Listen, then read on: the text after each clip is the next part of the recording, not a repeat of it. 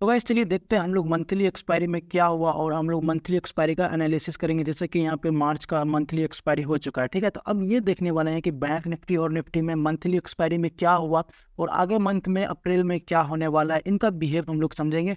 उसके बाद मार्केट का एनालिसिस अगले वीडियो में हम लोग करने वाले हैं। इस वीडियो में मंथली एक्सपायरी का एनालिसिस, मंथली चार्ट का एनालिसिस करने वाले हैं, ठीक है। तो चलिए वीडियो को स्टार्ट करते हैं गाइस। सबसे पहले हम लोग यहाँ पे बैंक निफ्टी का चार्ट लगा लेते हैं, ठीक है। ये बैंक निफ्टी का चार्ट है एंड यहाँ पे देखो ये मंथली चार्ट है, ठीक है। उसके बाद मंथली चार्ट पे समझेंगे, थोड़ा सा हम लोग वीकली चार्ट पे भी इसी में समझ जाएंगे। तो वीडियो को आप लोग पूरा देखें, ठीक है। तो बहुत सी चीजें आपको यहाँ पे सीखने को मिलेगी। सो जैसा कि यहाँ पे आप देखो क्या कि एक चीज समझो, लॉजिक थोड़ा सा हम लोग समझेंगे, ठीक है। ये है बैंक निफ्टी का चार्ट। अब यहाँ पे बैंक निफ्टी अगर आप लॉन्गर टाइम फ्रेम पे जाओगे ना तो बैंक निफ्टी आपको पॉजिटिव ही दिखेगा, ठीक है, क्योंकि मार्केट ऑलरेडी ऊपर के साइड में slow and steady price action के साथ जा रहा है, ठीक है। अब देखो हम लोग थोड़ा सा यहाँ पे दूर से समझते हैं, ठीक है। मार्केट जब भी ऑल टाइम हाई पे आ रहा है ना तो एक बाउंस के साथ नीचे आ रहा है, ठीक है, और बाउंस लगाने के बाद देखो यहाँ पे एक फिर से ऊपर के साइड में जा रहा है। तो कहीं ना कहीं प्राइस एक्शन के साथ निफ्टी हो या बैंक निफ्टी हो इस तरह से ऊपर जाता है। अगर इसको ऑल टाइम हाई ही जाना है तो कहीं ना कहीं डीप लगाता है फिर ऊपर जाता है, ठीक है। तो इस तरह से मार्केट का कंडीशन होता है। अब हम लोग यहाँ पे थोड़ा सा लॉजिक समझेंगे मंथली चार्ट पे, ठीक है। अब यहाँ पे देखो पिछले मंथ का क्या कैंडल था, ये वाला कैंडल देखो पिछले मंथ का, कि यहाँ पे टोटली डोजी टाइप का कैंडल बना था, इनडिसीजन कैंडल बना था, इसको इनडिसीजन कैंडल बोलते हैं। लेकिन एक सपोर्ट था इस जगह पे, ठीक है। यहाँ से मार्केट यहाँ पे हैमर बनाया था, ठीक है। यहाँ पे पिछले थोड़ा देखो तो यहाँ पे हैमर बनाया था, फिर स्लो एंड स्टेडी मार्केट ऊपर के साइड में एक न्यू हाई लगाया, सिंपल। अब न्यू हाई लगा के फिर से क्या हुआ, एक छोटा सा बाउंस किया। यहाँ पे देखो अब एक बाउंस किया, छोटा सा बाउंस करने के बाद देखो फिर से एक न्यू हाई लगाया, ये वाला हाई, ठीक है। तो यहाँ पे आपको क्या दिख रहा है ना कि जब भी न्यू हाई लग रहा है ना तो कहीं ना कहीं एक बाउंस आ रहा है, ठीक है। एक बाउंस आ रहा है तब जाके न्यू हाई लग रहा है। ये लॉजिक पॉइंट है, इसको समझना पड़ेगा आपको, ठीक है। मार्केट मतलब अप ट्रेंड हो तो प्राइस एक्शन के साथ बाउंस के साथ ऊपर जाना चाहिए, इस हिसाब से मार्केट में स्ट्रेंथ बनता है, इस वजह से वो उस तरह का कंडीशन चलता है, ठीक है। अब हम लोग समझेंगे मंथली एक्सपायरी में अप्रैल में क्या होने वाला है, इनका लॉजिक समझते हैं, सिंपल। यहाँ पे देखो क्या हुआ कि मार्केट पिछला मंथ देखो आप एक डोजी टाइप का कैंडल क्लोज हुआ, उससे पहले देखो एक रेड कैंडल टाइप का क्लोज हुआ। लेकिन रेड टाइप कैंडल क्लोज होने के बाद देखो क्या ये निगेटिव फॉर्म में गया। आप ये देखो मतलब प्राइस एक्शन क्या बोल रहा है कि ये उससे पहले वाला ये ग्रीन कैंडल का हाई और लो मार्क करो आप, ठीक है। और आप देखो क्या ये रेड कैंडल भी उसके ऊपर नहीं निकला ना नीचे निकला, ठीक है। तो कहीं ना कहीं क्या दिखा कि ये रेंज बॉन्ड किया इस मंथली चार्ट में, इस रेंज के अंदर क्या किया, बॉन्ड किया। अब ये चीज देखो यहाँ पे समझो लॉजिक थोड़ा सा, कि ये वाला कैंडल अगर नीचे निगेटिव फॉर्म करना होता तो इसको यहाँ पे वीक निकाल दिया रहता, ठीक है। लेकिन इसको भी ब्रेक नहीं किया लो को। फिर सेकेंड मंथ का कैंडल देखो आप, फरवरी का कैंडल देखो, ये वाला भी इसके अंदर नीचे क्लोज नहीं किया, बस यहाँ पे एक वीक बनाया ना ऊपर क्लोज किया। तो कहीं ना कहीं एक चीज दिख रहा है क्या कि ये रेंज बॉन्ड के अंदर है, रेंज बना रहा है, ठीक है। अब इस मंथ में अभी अभी जो क्लोज हुआ जस्ट, तो इसमें क्या हुआ ना कि यहाँ पे देखो अब थोड़ा सा यहाँ पे पॉजिटिव सेंटीमेंट दिख रहा है, क्योंकि ये डोजी कैंडल बनने के बाद देखो इसके ऊपर ही मार्केट सस्टेन कर रहा है, कौन सा, ये वाला लेवल के ऊपर, ठीक है। ये चीज इंपॉर्टेंट है गाइस। यहाँ पे थोड़ा सा और जूम कर देता हूँ, इस चीज को आप लोगों को ऑब्जर्व करना पड़ेगा, तभी मार्केट का कुछ डायरेक्शन आप लोग डिसाइड कर पाओगे। तो सही एनालिसिस करने के लिए आपको एक डायरेक्शनल मूव चाहिए और उसके लिए एक सटीक नॉलेज चाहिए। तो यहाँ पे देखो क्या हुआ कि पिछले मंथ का ये कैंडल के ऊपर ऊपर ही इस मंथ क्या हुआ, क्लोज हुआ। तो अभी हम लोग क्या मानेंगे, मार्केट में थोड़ा सा यहाँ पे पॉजिटिव सेंटीमेंट मानेंगे, ठीक है।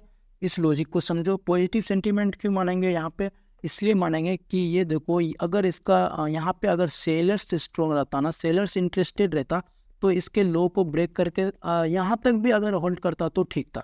इस हिसाब से यहाँ पे सेलर्स इंटरेस्टेड था, ये से इंटरेस्टेड था तो यहाँ तक मार्केट को लेके आया, ठीक है।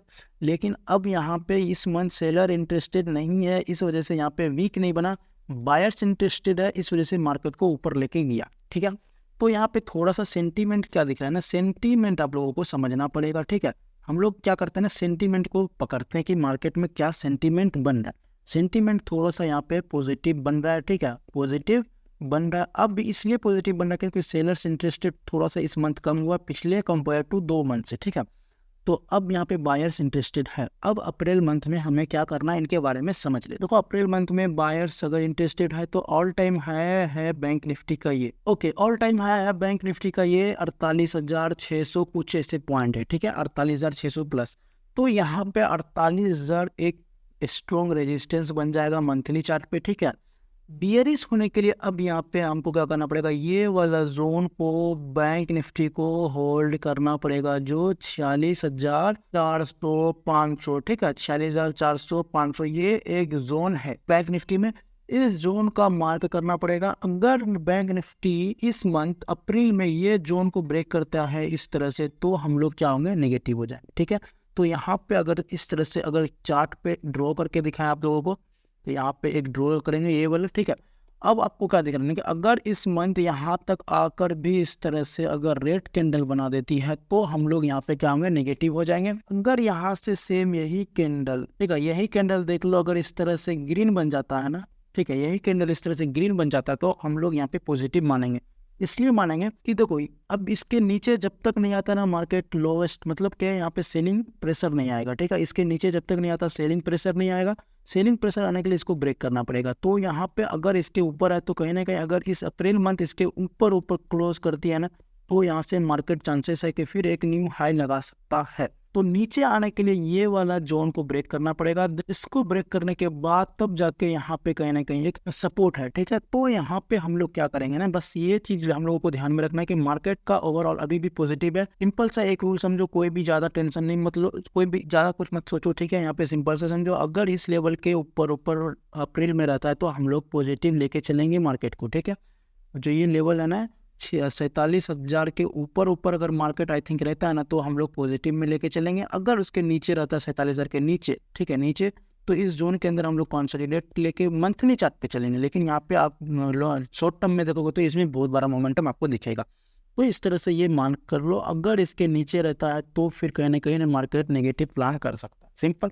तो न्यू हाई बनाने के लिए क्या करना पड़ता है, एक बाउंस लगाना पड़ता है। आई थिंक यहाँ पे एक बाउंस लग चुका है। अगर न्यू हाई बनाना होगा तो ये यहाँ से निकल जाएगा, वरना यहाँ से एक फॉल कर जाएगी, सिंपल। तो ये बैंक निफ्टी का था, आपको दिख गया कि ओवरऑल क्या अप्रैल में क्या रह सकता है। ओके, इस तरह से अगर हम लोग निफ्टी में आते हैं तो निफ्टी में दिख रहा है गाइस क्या, पॉजिटिव। निफ्टी भी इस तरह से ही अपना पोजीशन को, निफ्टी भी इसी तरह से अपना ट्रेड को लेके चलता है, ठीक है। अप ट्रेंड मतलब क्या, एक हायर लो बना के, लोअर हाई बना के, इस तरह से प्रोजेक्शन के साथ नया हाई बनाकर, ठीक है।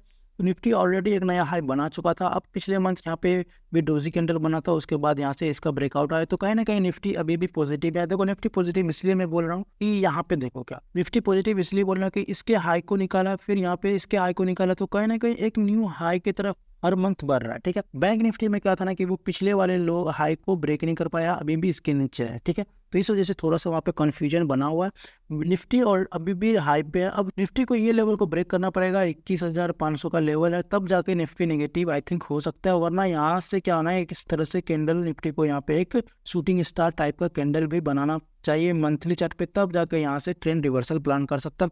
वरना निफ्टी स्लो एंड स्टडी अभी भी पॉजिटिव है। मंथली चार्ट पे देखो तो निफ्टी पॉजिटिव है। लॉजिक थोड़ा सा साफ है। यहाँ पे देखो हर कैंडल का हाई को ब्रेक कर रहा है, इस कैंडल के भी हाई को ब्रेक कर रहा है। इस वजह से क्या दिख रहा है कि बायर्स अभी भी इंटरेस्टेड है निफ्टी को ऊपर ले जाने के लिए, सिंपल। यहाँ पे देखो एक हाई बनाया, क्या यहाँ पे एक्यूमुलेट किया पोजीशन को, ठीक है, पोजीशन को बनाया, उसके बाद ब्रेकआउट आया। सेम पैटर्न यहाँ पे थोड़ा सा डोजी टाइप बनाया, फिर यहाँ पे इसको ऊपर के साइड में लेके गया, तो यहाँ पे हैमर कैंडल बना के ऊपर के साइड में लेके गया। तो अगर इसको यहाँ से नीचे आना होगा तो यहाँ से शूटिंग स्टार टाइप का कैंडल आई थिंक बनाना चाहिए, क्योंकि ऑल टाइम हाई पे पीक पे, तब जाके एक बाउंस आई थिंक आ सकता है। जो बाउंस होगा ना वो इस लेवल तक बाउंस होगा, फिर मार्केट ऊपर साइड में सस्टेन कर सकता है। तो इस तरह से यहाँ पे क्या हो सकता है कि ये एक ट्रेंड लाइन भी बन सकता है। तो ये था मंथली चार्ट, ठीक है। मंथली चार्ट में आपको क्या दिखा कि बैंक निफ्टी में भी पॉजिटिव ही दिखा, ठीक है, क्योंकि बैंक निफ्टी भी निचले लो को अभी तक ब्रेक नहीं किया, ऊपर के साइड में ही जा रहा है। निफ्टी में तो अभी भी पॉजिटिव ही सेंटीमेंट दिख रहा है, क्योंकि निफ्टी हमेशा हर मंथ के हाई को ब्रेक कर रहा है, ठीक है। तो इस तरह से आप लोग एक लॉजिक समझ सकते मंथली बिहेव क्या रहने वाला है मार्केट का। उसके बाद फिर यहाँ से आप लोग डायरेक्शन डिसाइड कर सकते हो कि हाँ ये वीक मार्केट क्या डायरेक्शन देने वाला है, क्योंकि आपको लॉन्गर टाइम फ्रेम पे मंथली में जब आपको पता चल जाएगा ना, तो आप वीकली, फिर यहाँ से डेली, फिर आप 15 मिनट के चार्ट पे इस तरह से आप ट्रेड कर सकते हो, ठीक है। सो दोस्तों वीडियो कैसा लगा, वीडियो अच्छा लगा तो एक लाइक जरूर कीजिएगा। नेक्स्ट वीडियो हम लोगों का 15 मिनट का एनालिसिस पे रहेगा, ठीक है। मिलते फिर से नेक्स्ट वीडियो में, तब तक के लिए जय हिंद।